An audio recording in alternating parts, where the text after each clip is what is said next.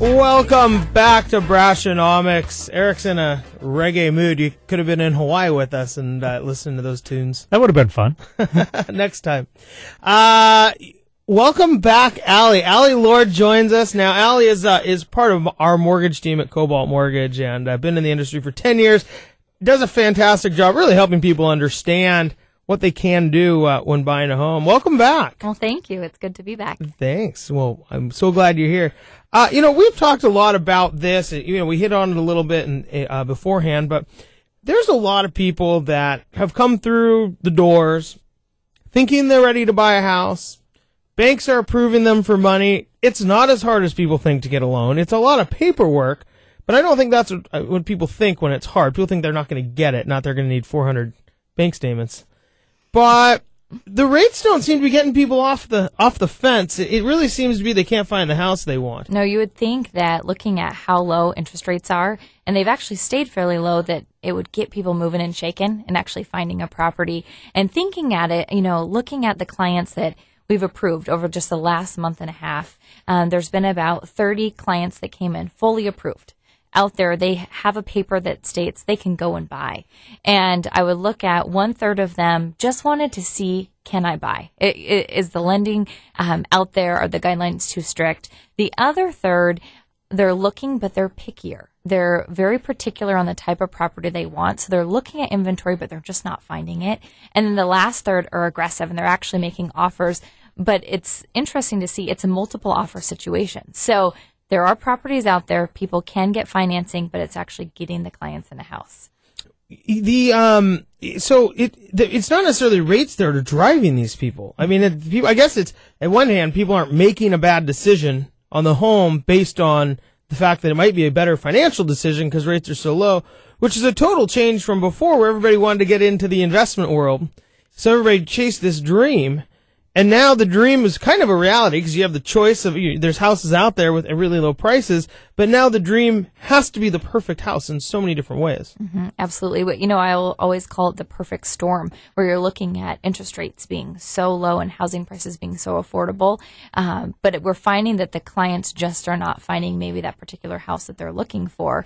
And earlier, chatting with David and just we're talking about what's out there and finding the very best. And maybe things have changed. I know that Aubrey had said that people are looking maybe for different things. Maybe it was before they could just jump because there was a house in the price range they wanted. But now they want to make sure that that kitchen is perfect and that bath is remodeled and it has new flooring. And so we're just finding the clients' needs are changing, even though the market is also changing. It's interesting because but there's still that financial need. Mm-hmm. And people are now, I find it almost strange. We go through this huge economic downturn, and now people are more worried about if the cabinets are perfect than if the payment is right. Mm-hmm.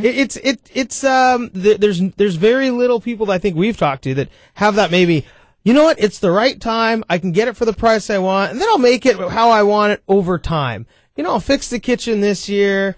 I'll maybe do the floors the next year. We can get new carpet the year after that, and eventually it can be, the house they really want.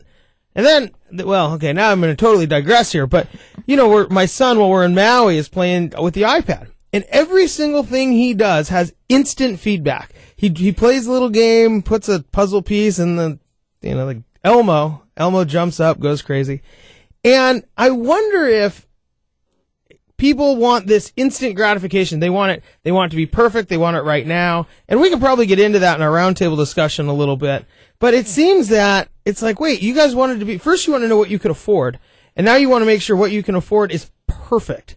And I think that's a really tough place for a client to sit in. I don't know if that's almost a healthy spot for them to be, because then they may lose their financing because rates go up. Mm-hmm. It's kind of like you got to strike when the iron's hot, but then you got to make sure the iron's there. Well, you'll find as soon as we see interest rates tick up an eighth to a quarter, it will scare clients that are out there because they are already prepared for this payment and they feel comfortable with it. But I think that that's typically over history what we've seen clients will make clients actually move. But you hit it perfectly saying instant gratification. And I think that just our society that's what we're made of. We want something at a push of a button, and we've just grown to know that that's what we can get. But the market will change once we see interest rates start shifting. Allie, we have a couple of minutes, about 2 minutes left before we have to go to break.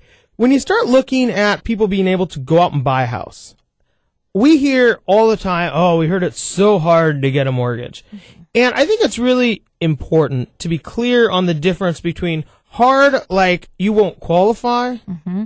and hard, like we're just going to need a boatload of paperwork. It's a boatload of paperwork. Yeah, the guidelines haven't changed that much. We can still lend money, and it's just going through the process initially. A lender is going to require a lot more paperwork, a lot more detail. We'll want letters of explanation if there's gaps of employment. However, we can still offer financing, and we can still do FHA loans at 3.5% down. So it's not you don't have to have 20% down. And we're still able to offer it. Just be prepared, though. We're going to ask for every single thing plus some. And then once you give us everything, it's going to bring up 3 more things because you might have gotten a gift from your grandma and deposited that into your bank statement, your bank account, and now guess what? We need to know where that money came from, and you probably need a letter from grandma. Yes, and we'll tell you we can still do the financing. However, just get us a letter. I think that's just so key. People are so afraid of, well, can I even get a loan? And the reality of the situation is, yes, you can get a loan. It just takes a little bit more work to go from point A to point B, and then of course finding the right house is a whole nother piece of that. Oh, absolutely. Well, getting the clients pre-approved, it's easy, but then it's waiting for them to actually find what they want. Do you have any last advice maybe for somebody who is thinking about getting pre-approved? Going through the process, it doesn't cost anyone anything. And it's just a great way to educate yourself, one, on how much can you afford? What does a payment look like? What is a payment made of? And what is the whole process like?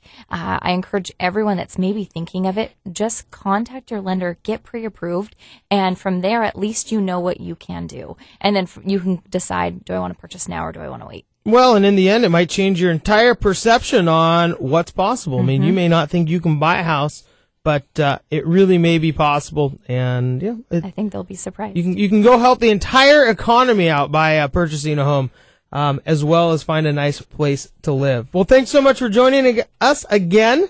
That is Allie Lord with Cobalt Mortgage. When we come back, Heather Moore is going to join us. Now we know she must do a good job because she hosted our show last week, so I have no doubt she's going to bring some good content and good questions to the entire group. My name is Ben Brash, and that was Allie Lord. You're listening to Brashenomics.